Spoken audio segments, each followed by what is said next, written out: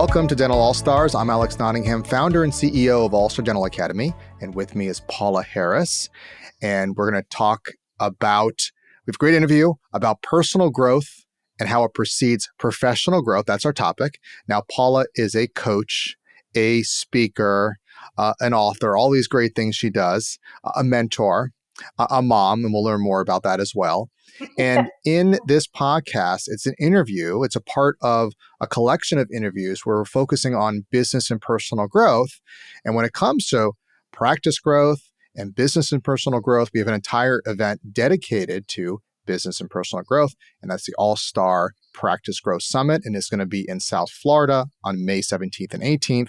And you can learn more at allstardentalevents.com. Please welcome Paula. Hi, Alex. It's great to be here with you. Thank you so much for the invitation. Yeah, I'm wonderful really to have. Looking forward to the event. Yes, and you're speaking at the event, and you do a lot of work on personal and business growth. That's like your cup of tea.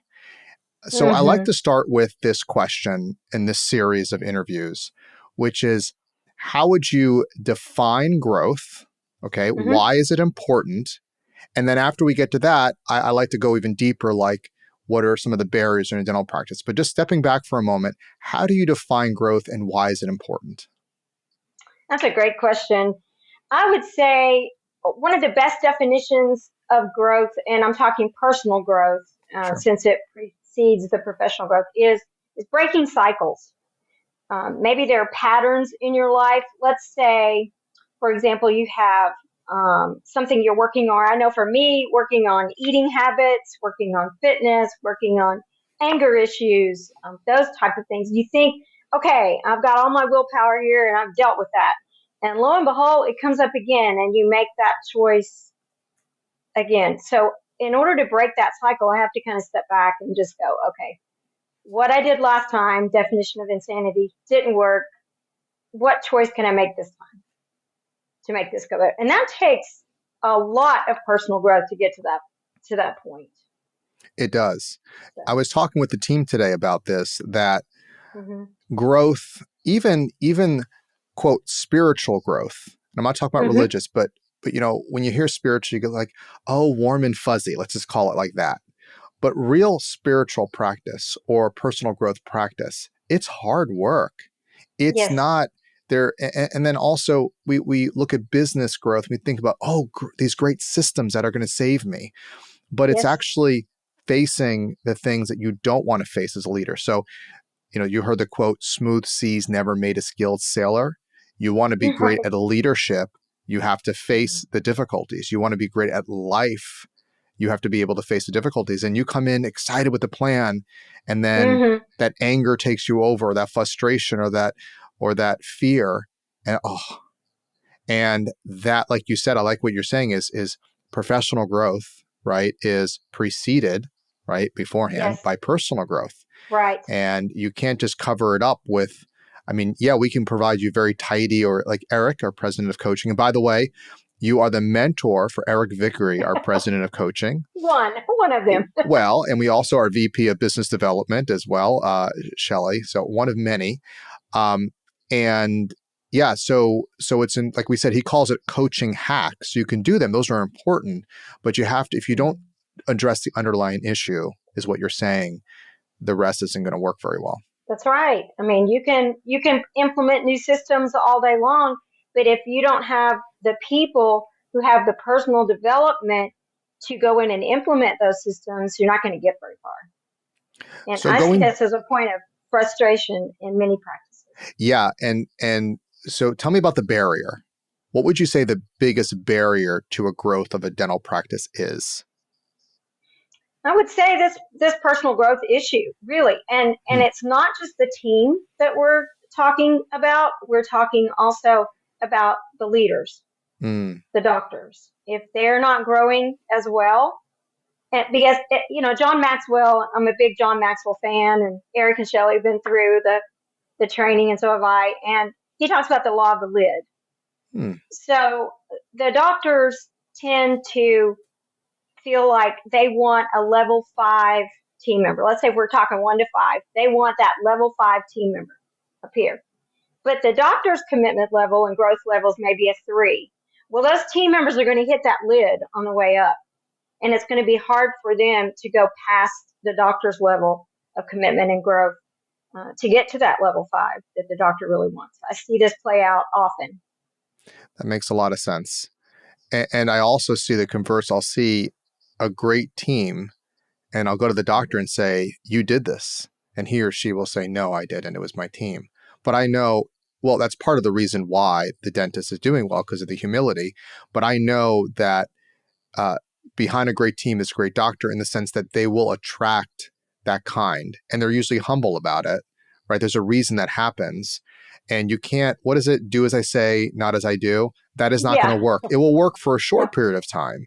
You could manipulate or fool for a certain period of time, but eventually that will fail. I like how you mentioned Maxwell. And I think also this idea of congruency. So at All Star, so I'm the visionary CEO, whatever. I like actually the idea of visionary more, in the sense that I come up with a lot of ideas. I'd say 1 out of 10 are good, but my team was nice about it. They said 3 out of 10 is actually good. So I'm batting pretty good there, like major league. But I was struggling with something. And so our integrator, Shelly, VP of Business Development, one of your mentees, I was like, nervous about something, because I'm looking at numbers and this, because that's my job. It's always, what do we do? And she says, she said to me, you can be a firefighter. You can be a firefighter that puts out fires, or a firefighter that makes fires worse. And I go, wow, that's pretty cool. And she said, that's Maxwell. And so she told me to read it, and I read it. She was very proud that I did it, because I'm not bigger and more important than anybody. I'm one piece of the puzzle. And I joke sometimes. I was talking with Eric today. Sometimes people confuse Eric and I as the CEO for whatever reason. I mean, we have a beard, but he has hair and glasses. And even today he was joking. He goes, so Eric, and he points to me, and he goes, no, I mean, Alex. So even he's confused of who's what in the company. But the congruencies, what I'm showing here is that the leader of the entire business, me, okay, it's not something that, and Maxwell talks about this in the book. It's not, yes, at one level, it's because I have that, imbued authority, or whatever he calls it. But it's more when people respect you, you kind of, they follow you because they respect you. They admire you, not because you have the title, because you are the doctor. It's because of how you work. So one of my team members has wisdom. Why am I not going to listen to that? And she was very proud and happy that, wow, the person that I support is willing to learn and grow. And so to your point, it's very important that doctors listening, which are the leaders, and you are the visionary, you have the seat of the visionary, whether you like it or not. And so it's being part of that team.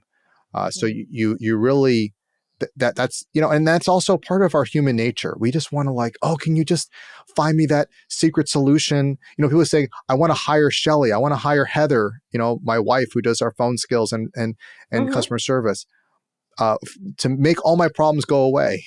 Right. But it's dreams. And sometimes you get lucky and you find a great person, but are they going to stay that long? So what you're saying is, again, premise behind business, it's you got to have personal growth. And personal growth, now let me break it down a little longer with here. Personal growth, and you talked about the law of the lid, because you're going to go so far. So personal growth has to happen for both the doctor and the team. Explain me how and how does that happen? Because you're in like a dental business setting. How do you work on yourself with there? Because when you talk about personal growth, that's getting vulnerable. That's some heavy stuff. Oh yeah. Vulnerability breeds trust. And if you're not vulnerable as a leader, doctor, office manager, whatever your title is, then your team, if you present that you've got it all together all the time, you're not approachable, and they don't want to be around you. They really don't. They're not going to be vulnerable with you if you're not vulnerable with them. So I remember my doctor sharing some of his story, and he started crying, and we were all like, oh, because he's like a dominant analytical, and this guy is sharing emotion. We were like, whoa. That was heavy, but it drew us closer to him because he was willing to share that. You don't have to be the tough guy and the tough woman all the time, with your armor on. Just get real. Just get real and share what you're thinking, what you're feeling, things like that. I want to share an example of this personal growth stopping the growth of the practice. So let's say a personal growth item would be procrastination. How many analyticals do we have as dentists? How many analyticals like to procrastinate? And why do they like to procrastinate? Because they have a fear of making a mistake. So that fear of failure is holding them back, And so they've got a dynamite team who's ready to roll, and they're getting things done. They did what you asked them to do. They did the research on the project, and it's still sitting on the desk, and it's not happening. That personal growth of fear of failure, until we deal with that, that's going to be a barrier in the growth of the practice. Does that make sense? Oh, total sense. I mean, it's, I'm thinking of Brian Tracy. I had the pleasure to write a book with him years ago, but he says your inner world reflects your outer world, right? So, and then you can say your outer world is so I'm just speaking to the dentist here, is your inner, and it could be for anything, right? So even the team members, but it starts with the dentist, because the dentist, whether we like it or not, they're the visionary, they leave the practice, they're asking for leadership, and what they're processing and what they're doing is going to be a reflection. And I do recognize, because I was talking to the team today, we are a personal development company, if you will. And we have to we do that with each other as a team. And I realized for me as a leader, and it took a lot of work, and I have many coaches and I still have coaches that work with me, but I realized I have to get in touch with my feelings, my emotions. I have to be able to be vulnerable and grow for the betterment of the company too. And the team members, they rely, if I'm not willing to do that work, it all kind of, and so I've seen dentists, because we have a mastermind group, they'll cry. We cry together in situations. And it's amazing how you get past all the crap, the titles. It doesn't mean anything. We're human beings. And then also patients. It goes, and we get to the patients. Patients don't care they see DMD, DDS. You have the few that, who cares? My uncle is a doctor. I remember I was afraid went to law school, and I was afraid, am I gonna succeed or fail, or what law school would I get into? He goes, Alex, he says, what's going to be after your name? JD. Yeah. You think anybody's going to care where you got it from? They say, he says, I'm an MD. They say doctor. They don't care. Unless you're a professor, nobody cares. So we have to throw all that away, the ego stuff, right? And it's a human business. People are going, and so my dad's great cosmetic dentist, Pankey trained, fellowship, top producer for the Extreme Makeover Lab. And, when Heather and I were working with his practice, like he was like, well, look at my work. It's the best. Nobody does this work. And he's right. But he's like, why are the patients not accepting treatment? Well, part of it's marketing, but part of it is team, and part of it is what you do with the team. When he would control and he would get triggered, right? Patients would feel that and move back. Yeah. Oh yeah. And so it's the personal, it's that work, and fear of the patient saying no, fear of I'm not going to make money or whatever, fear of the economy. All those things are going to just seep off you, and people pick it up. We're in a people business. 93% of our communication is nonverbal. So as much as we try to hide it, it comes out. It absolutely does. That's why team harmony is so important. And that's another personal growth opportunity when you have a lot of drama on the team. And I want to do a flip side of that story I just told about the doctor, the procrastinator. So the flip side of that is you've got a doctor who is growing, and he can't get the team to come with him. Oh, and again, that's a good one. That's a leadership deal. And in this hiring market that we've had, people are afraid to let the turkey team members go because they don't think they can find anyone to replace them. Well, when you don't deal with your turkeys, your eagles will leave. Ooh, let me see that. Wow, Paula, you're deep here. I got to feel that. Wow. like a lot of stuff you're saying is code here. I can see it. I mean, there's so much to unpack. Like, so if you get so stuck with the turkeys, you can't find the eagles. It's so true. Even, I always say to people like, oh, and I have a model for it. So let me give you the model and then say, even I struggle with it. So my dad struggled, of course, with it, but it's easy to be the big shot and say, oh, you have to do that. But I do say this is we have the 5 steps to an all-star practice. The first step is your vision. And we don't have to worry about what a vision is, but even just think, what is a vision? What do we see? What is the picture? Draw me a picture. Tell me a picture. What we want to be and do. And if that team member or turkey in your scenario does not fit the vision, they got to go. And it isn't even, it's not about you. Stop making it about you. When you make it about you, you're going to make mistakes. If you make it about the ideal you're standing for, and that you are the temporary holder of this business and what you're supporting in your team, then that's a different story. Now, I had a situation at All Star where I had team members that they were good, but they weren't what they could be. And then I met Shelley, one of your mentees, and I says, wow, this is somebody that I got to make a change. Yeah. And it's hard. And my wife was freaked out as a result. It took her months to adjust because she does not like change. I'm always putting my fingers in and making problems and stuff. That's my job as a visionary. She don't like that, but it worked out for the best. So that's a great point you're making. I also have to note, we do have a hiring service. Yes, we do. Yes, that dedicated to hiring team members, and it's phenomenal. So yes, it's difficult out there. Yes, it is. I will say that. So part of the equation is, part of the work of listening to Paula and learning is, if you do it right, people will stay. Because if you understand that they're human beings and they have purpose, and you take care of them, you work on yourself. A doctor that works on themselves versus the other insane people out there, trust me, you'll have the pick of the litter, they say, right? So, and the hiring service helps because you can focus, and it's more, we have a higher success rate than dentists do, and it's less stressful. So there's ways to do it. So I like what you said is, even with this situation, you can still find good people, and you got to be able to keep good people too. You don't want this revolving door. If you have a scarcity mentality, you won't believe that you can find anyone. True. So if you want to keep your eagles, don't sacrifice your vision. Develop personal growth and abundance mentality, abundance thinking. This was huge for me as a single mom with 5 kids, to think abundance. I'm like, are you kidding? I'm just surviving one day at a time. Well, I want to hear about your story, about your own personal story.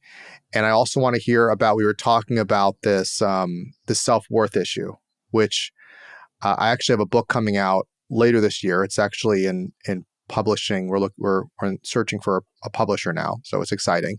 But it's based on my uncle, my uncle the magician. Cool. So I have, it's mymagic.uncle.com, and people can get a copy of the first chapter.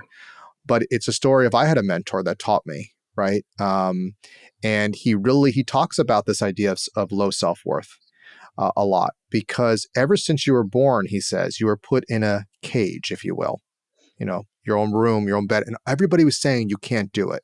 There's always somebody smarter, prettier, faster, more wealthy than you. It's all this stuff put it into you, all this programming being done. You can't do this. You can't do this. This is what's going on.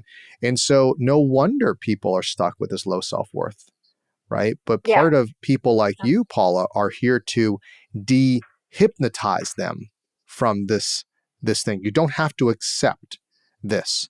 So the goal is to unravel the low self-worth. But tell me about low self-worth, and how does it play out in a dental practice? Well, it's huge, actually, and it's one of the biggest reasons we're not closing more treatment. And so what I see playing out, the definition I use, which came from a great book called The Search for Significance, when I was in counseling, which, let's see, I have had 5, 6 different counselors, I don't know. And when I was going through a crash and burn in my life, and this book really, really helped me deal with that deep stuff that's going on under there that you don't realize is there. And the definition of self-worth that I was following was, as long as people like me, I'm a 10 on my head, or as long as I'm performing well, I've got a 10 on my head. And those are both lies. And so I see that play out in the dental office all the time. If the patients are happy, we're doing great. If the patient likes me as an admin person, and then I'm okay. But if a patient gets upset with me about their bill, I'm dropping to a 3 for about 2 weeks. Yeah. So there's a lot of circumstances, the opinion of others, and your performance that play into that number on your head.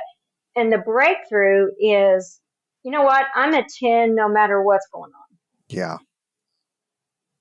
That's the breakthrough. So how does that play out in dentistry? I see a lot of approval addiction. I'm sure you've heard that term.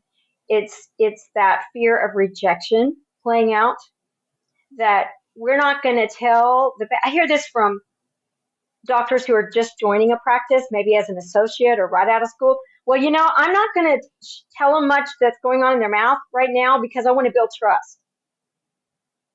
Okay, so I get that you want to build trust. Is that the way to do it? Because what if you tell them, I don't see anything today, come back for your next checkup, and then they break 2 teeth before they come back. And they go, well, I was just there, and they didn't say anything. So is that building trust? I don't think so. You're doing that because you're approval addicted.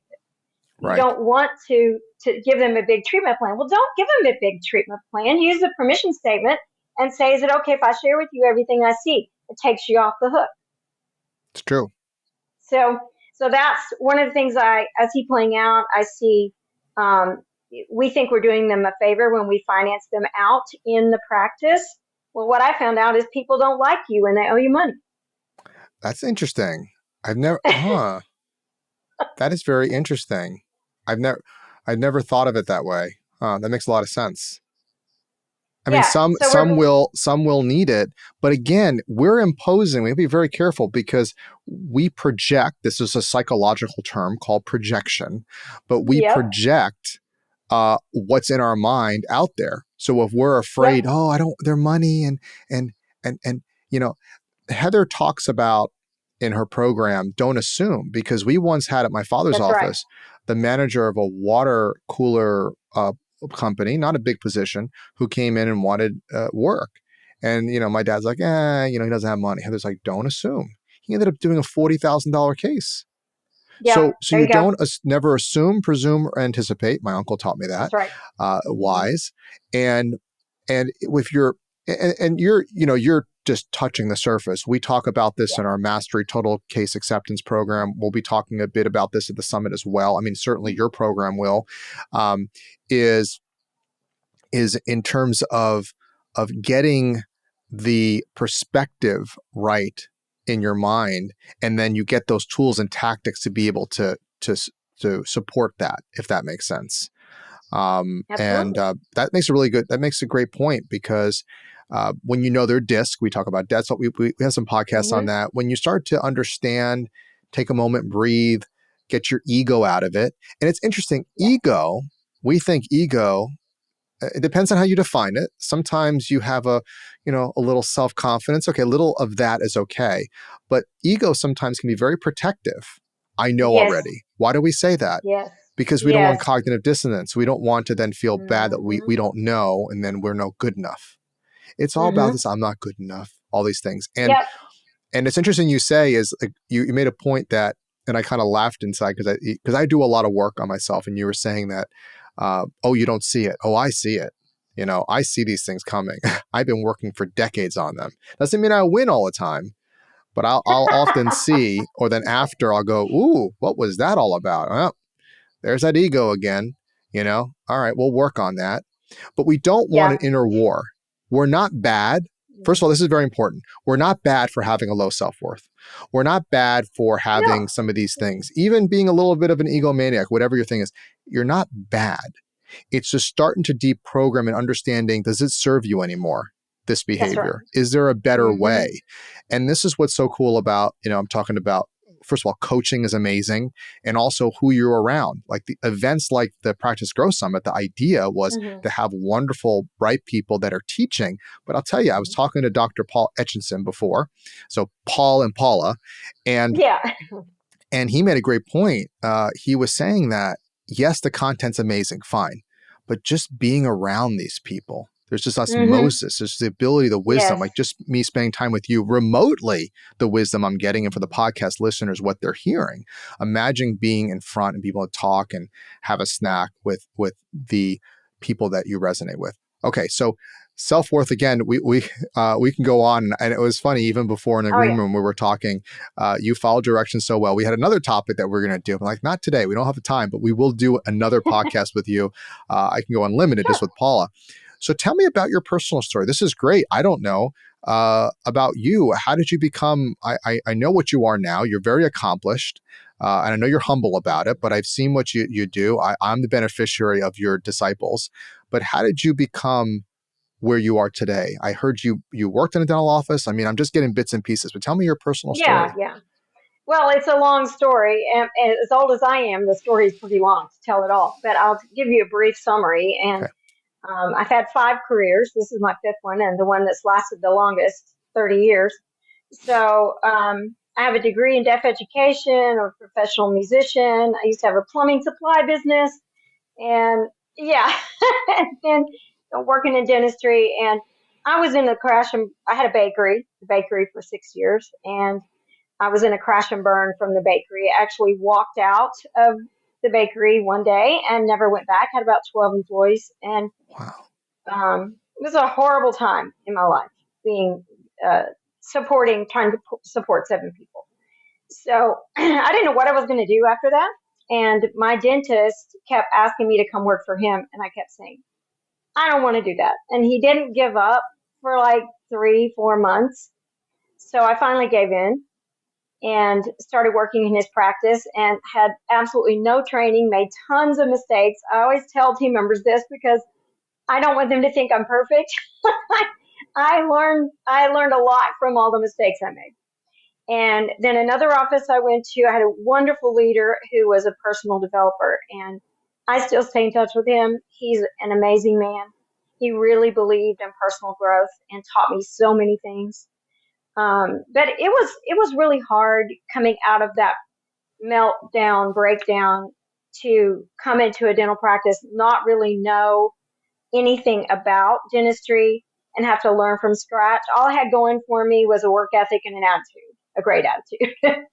And I pushed those things into the good, positive category. But, I had conflict with team members because of the low self-esteem. I was sensitive and emotional and the crybaby, and ready to quit. And I'm so glad I didn't walk out. I was ready to quit. And he talked me into staying. And I'm so glad that I did, because I grew from that. So that's Now, my story. just for clarity, you were a single mom with 5 kids and multiple businesses, walked out of the bakery, finally did dentistry. We're dealing with you had some self-worth issues, or you had some things there, but you said you had a good attitude. I assume the same thing happened with Shelley and Eric, in terms of your doctor exposed you, I assume, to some of this personal development stuff, like Maxwell and Boot Kamp and other things. That's right. Which is kind of funny, because as we're listening, I'm just like, okay, so I don't know if you know, but my background is Tony Robbins, one of my backgrounds. So, I mean, the short story is, my dad's a dentist. He wasn't good at business. He always told me to not be a dentist. Got my law degree, my MBA, worked for Tony Robbins. Okay. Then we helped his business, did very well. The rest is history, now all-star. But with Tony, he would always say, model the best, right? What are the best doing? And the thing that's happening now is the dentists that are listening, we're like, okay, model what's going on, model what you want. You named the issue here, which was hard to find the right team, self-worth issues for the leader and for the team, cohesiveness, all these things that are happening, and that personal development and all that precedes the business work. Well, what we see, what happened with Shelley, I told that story when I interview her. I tell it multiple times. We saw you're another one that happens. And Erica, president of coaching, the doctor poured into the team. And because of that, the team members became amazing, more than their capability. And it was a benefit for them personally and, of course, for the business. I mean, imagine you have this opportunity, dentists, I mean, to take your team to a whole nother level. And that was through coaching and through events and being around other people and seeing it was possible. Because once the light switch goes off and there's a shift in people, it's amazing. So one of my dental consulting friends, actually he's a medical consulting friend, I call him Uncle Jay, part of our family. But he always says, like, why train people? Why have them go to these events? I mean, it's not cheap. Listen, it's not cheap. I mean, we offer financing stuff, but it's not cheap to go to an event. And he's like, why put all this in them? Why put coaching into them? And they're going to leave one day, right? Yeah. Well, he says, I what hear if that a lot. you hear that a lot? What if you don't and they stay? Oh, yes. Okay. And we're already having to pay people more and everything more. And are we getting the same back? Probably not. So I say, take a portion of that wages and put it into coaching, put it into taking them to an event to inspire them around these people and model what are others doing. And I know it's hard, but it's supposed to be hard. You don't change if it's hard. It's interesting. My wife, she goes to dental practice. So my dad's retired, but he kind of does some traveling work. So I go see one of our dentists with All Star, but a friend, very close friend, is in our mastermind. And I say, Heather, stop going to your practice that you're going to, because go to an All Star member. We'll keep it in the family. What are you doing? And she goes, well, I love the hygienist, which of course, right? They love the hygienist. And so she goes in, she says, listen, doc, it's been years. She says, you keep saying you're going to do the program. You don't do the program. Right. And my husband keeps pushing me to go somewhere else. And the doctor said, you know what, Heather, she said, it's actually a good time, because the reason we didn't do your program is we were doing so well and we didn't think we had to do anything. Now we're not doing so well, or we need help. Right. I mean, they're not doing bad, but now it's starting to bother, and so they go, let's come to the event. Let's go and do some training. So you and I are both about proactivity. I still get coached myself. Everything that we're talking about, we still do. We live it because we know it works. And some days you never want to be desperate, but if you are, now's the time to change because you had a breakdown, and you that's one way to do it. You also can be it's one way, and it's the hard way, but we don't want to have to break. We don't want to break down every time. No. And that's one way. But wisdom is, what are they doing? Let me do it. Let me model what they do. Okay. If I need I need a little bit of improvement, make the investment. If I'm doing great, make the investment, because then you may not. So these are the mindset. And then on top of that, yes, we have economic situations, but I always say that you have corporate dentistry, and I'm not against them. We do work, we do speaking for DSOs and so on, and many do it very well. But I'm saying to those who are listening, I come from, my father's a dentist, single practitioner, right, type thing. Well, he had a partner, but a smaller $2 million whatever practice, 2.5. But the point is we like, you and I, Paula, we like that the playing field is even. Everybody has a chance, because corporate is going to come in there and just pluck off anybody who's not making these investments and being proactive. You're going to be plucked off, because you're not going to retain the team. They're going to be pulled. That's right. You're not going to be able to differentiate, and you're not growing, and your patients are going to see that. So one of the vision of All Stars has expanded over the last 10 plus years. But I think one of the newest visions that I have for All Star is that we can provide, through all the things that we do, the professional services to be able to provide that businesses can compete now with corporate. They can now have a say. It's self-determination. Everybody can play, and let the marketplace decide, which is, I'm going to work with people that care and love what they do. And I'll tell you this, because we're kind of getting to know each other too, Paula. I have a wish I have for dental offices, and they love when I say this. I don't know why, but I wish that all of you listening have a very boring practice. You come, yes, Yes, very boring. You come to work, you love what you do, your team loves what they're doing, your patients come and refer, they're happy, you're making great money, and you have free time. No drama. No drama. And of course, you're doing the work. You're coming. Yeah, of course, you're coaching, you're doing the work. But the reason it's easy and it's boring is you do the work. No drama. That's right. So, that's right. Aiming higher.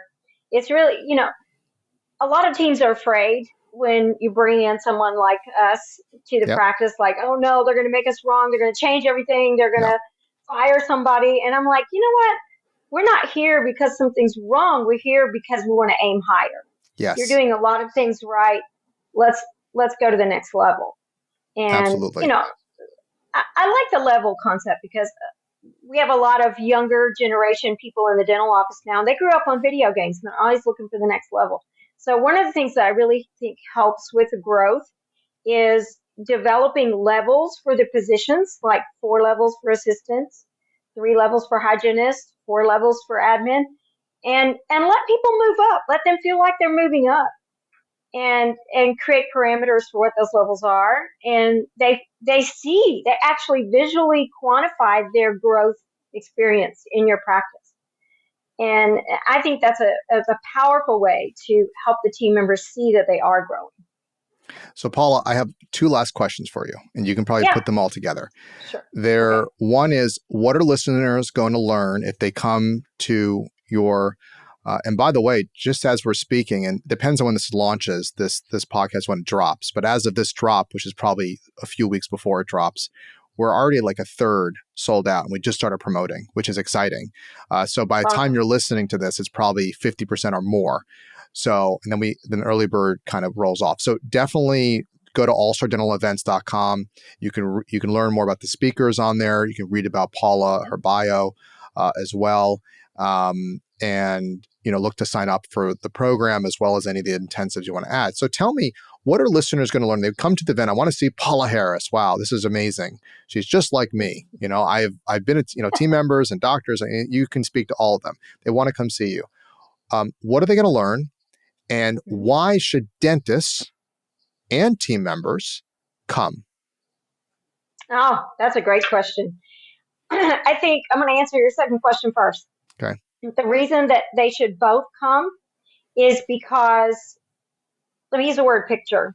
If you've watched a movie and it's a 2-hour movie, and this is going to be, longer than 2 hours, and you are trying to share with your friend about that movie, can you really relay what happened? Can you really get into the emotion and the pull that it had on you and the inspiration that you felt?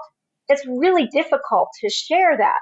So I see this happen all the time, where a doctor will go to a meeting and come back to the team and start rolling out all this stuff they want to do. And the team's like rolling their eyes. Oh, you went to another seminar, and so why not have them there with you so that you can mastermind and build on the ideas together?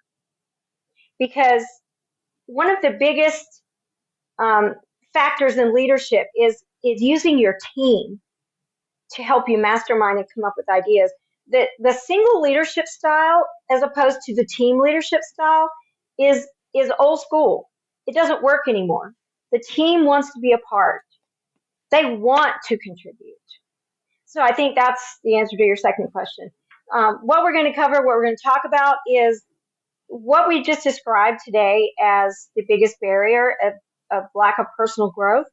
We're actually going to talk about 5 strategies on how to transform, how to break through. And these are some of the strategies that have worked for me in my personal life. So I can tell you they've worked. They do work. And you're humble because you've worked with hundreds of clients personally, coaching over the years, many, and gave many lectures. So this is stuff you've been doing for quite a while, and you've seen the effectiveness of it with respect to that. Yes. And like I mentioned before, I know a lot of people are fans of Eric Vickery and Shelley and well, especially those two, but you're the mentor behind all that. It's kind of cool because I hear you talking. I'm like, hey, they said that. I know where they came from. Well, it takes a village. There's a lot of people that poured into me. Of course. But I'm that's so the thankful. product. That's what's amazing is we want to create more Paulas out there. And that's amazing for practices that have a Paula, right? Your doctor had to beg you to come. And so doctors already have Paulas there. That's the thing. You have Paulas and Shelleys and Erics in your practice that You we do. haven't unleashed their That's potential right. completely until we expose. And they go, wow, they're like me. And now you have them hooked. And now you have, and I'm telling y'all, this is something that you can do year after year. That's what we're trying to, again, this whole idea of boring, I'm trying to make it easy because I like it easy, is you follow this every year, the same model, different content, different things you need to know, Right. but you know that, because you see what our vision is looking to do and align with it. So I hope that you can come. I also say this is I'm going to put 2 links in the podcast area. One is allstardentalevents.com, where you can sign up for the program and read more about it. You can go to allstardentalacademy.com, learn more about hiring or any of those other things that we do. I'm also going to put a link to, we have an ebook. So if you can't make it because of the dates or you like to just have more information, we have an ebook that I'll put the link, which has highlights of all the speakers and some wisdom that they have. It's a short ebook, but a nice bonus to kind of go through. So I hope you guys can come. If you can't because whatever, or it's sold out, that's fine. I have the ebook. We do them every year. The topics will always change, but we just want to spread the love out there for dentistry. We know we can't be everywhere, but certainly with digital stuff, we can. So that's there for you. Check the notes, the podcast notes, the YouTube notes. Speaking of which, follow us on Apple Podcasts, Spotify, YouTube. Get episodes as they're released and share with your friends. Thank you, Paula, again for being on the program. You're welcome. Thank you. You're welcome. And until next time, go out there and be an all-star. We hope you enjoyed this episode of Dental All-Stars. Visit us online at allstardentalacademy.com.